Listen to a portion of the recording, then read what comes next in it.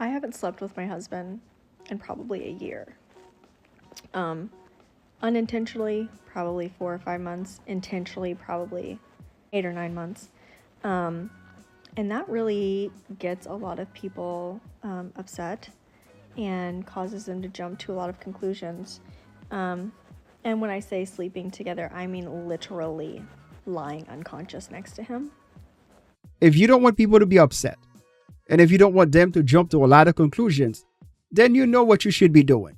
Stop telling people your business, because this is between you and your husband. You always got to keep in mind that once you start telling people your business, you basically make it their business too. We've been sleep divorced for about a year. Intentionally, 7 months. Unintentionally, a full year. So, It's just a bad sign for a married couple once they start sleeping in separate bedrooms. To me, that's a disaster waiting to happen. People ask all the time, like, how did this happen? What do you do? Like, and they honestly, their first thought is that we're unhappy. Have you ever not slept for an extended period of time? Because this thing is real fucking terrifying when you don't. And you know what? We're fine. My husband is fine. I am fine. My marriage is fine. Now, here's the thing. You're going to get more sleep when you sleep in separate bedrooms.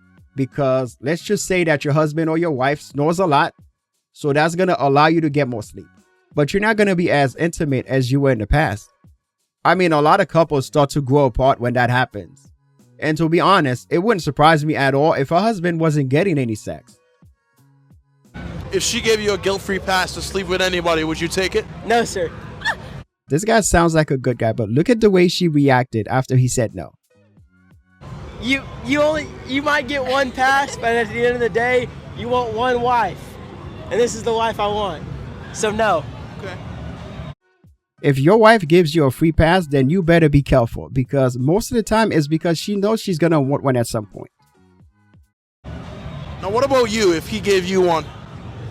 If he gave me a guilt treat pass, I would take it. Bruh. That's crazy.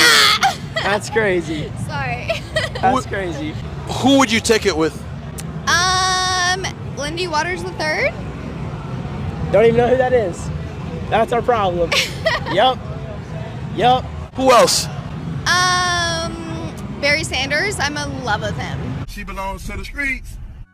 She basically just told this guy that she doesn't respect him, she doesn't take him seriously, she doesn't love him the way he loves her. Bro, this is your sign to leave. When somebody tells you who they are, you better believe them. Now, what do you think those men have over your men? They're professional athletes. That's crazy. This guy is too naive to see that he's not the type of guy that she's into. She's into athletes and guys with money. Gave my number to a patient, which is something that I rarely do. But guys, listen, he was tall for one. You can't tell on that side of the phone screen. On this side of the phone screen, I'm a giant. I'm like 5'11", dude. So number one, he was taller than me. Of course he's gotta be tall, but what's wrong with a short king though? Number two, he's a lawyer. $250,000 is a very good starting point. So I gave him my number. I did it in like the hottest way ever. And there it is, 6 figure.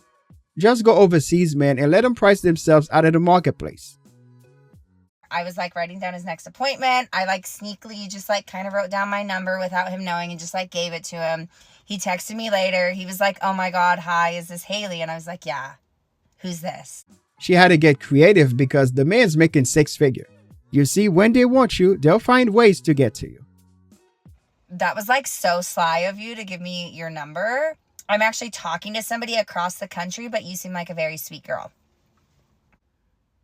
Don't ever call me that again. The worst part was that I had to text him back and be like, "Hey, no worries. See you in 6 months."